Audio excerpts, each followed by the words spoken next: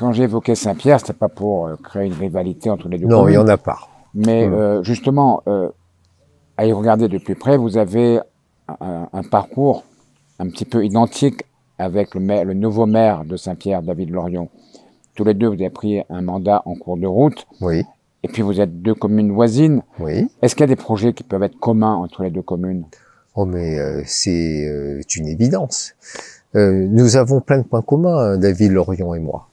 D'abord, vous étiez David Lorion ensemble. et moi, nous avons été au collège ensemble. Nous avons été au collège Terrain-Fleury, nous avons été au lycée Roland-Garros, et nous nous sommes retrouvés à Paris. Donc moi, j'étais étudiant en droit, et David était étudiant en géographie à Nanterre.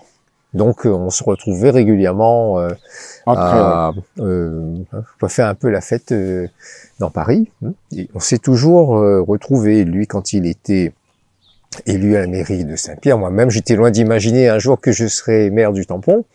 Et il se retrouve que je m'étais dit que j'étais le maire le plus jeune en mandat. En durée de mandat. En durée de mandat, mais finalement, c'est David qui est devenu aujourd'hui le plus jeune maire de l'île. Donc, il y a des échanges, et nous allons, c'est une évidence, il faut bâtir un projet à la fois pour chaque commune doit bâtir son projet, mais il me semble que pour l'avenir de nos populations, il faut qu'il y ait un projet qui soit partagé au bénéfice des populations de Tampon et de Saint-Pierre. Je vous donne un exemple.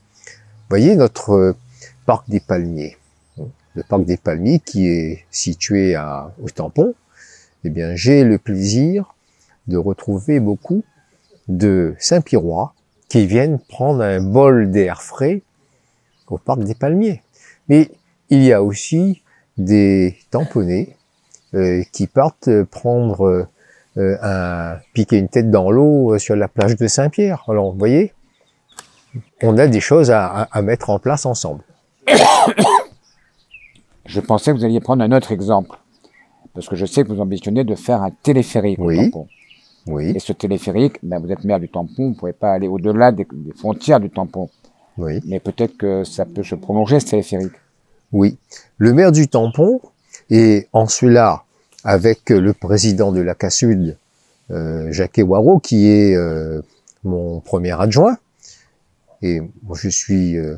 il y a une chose dont je suis heureux, satisfait, c'est que lorsque nous avons succédé à André Tianakoun, eh bien, Jacques Waro s'occupe pleinement de l'intercommunalité, de la CASUD, et je m'occupe pleinement de la mairie. Donc, le transport, les déplacements, c'est une compétence qui relève de la CASUD, de la mairie aussi. Et le maire du Tampon, lorsqu'il a émis le souhait de mettre en place un téléphérique du côté ouest et du côté est de la commune, c'est pour que depuis les Hauts, on puisse descendre jusqu'au 400, qui est la limite de la commune, pour que nous puissions faire des trajets dans un temps qui soit certain. C'est-à-dire que si on est 20 minutes, il n'y a pas d'embouteillage. Hein.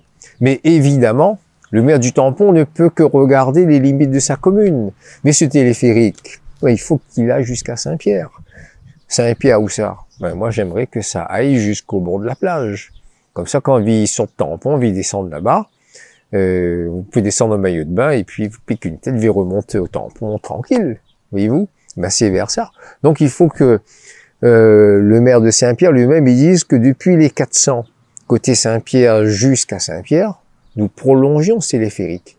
Et en même temps, cette ambition de territoire, elle s'inscrit dans une démarche qui est celle de réduire l'artificialisation des sols, parce que je suis convaincu que on ne pourra plus pendant très longtemps s'amuser à construire des 4 voies, des 6 voies qui vont manger du foncier sur les champs de canne, etc. Donc le mieux, c'est de mettre un système câblé qui a pour mérite de mettre fin aux tout-voitures et en même temps d'être silencieux, d'être écologique et qui coûte pas cher du tout, hein, pas cher pour ceux qui vont l'utiliser.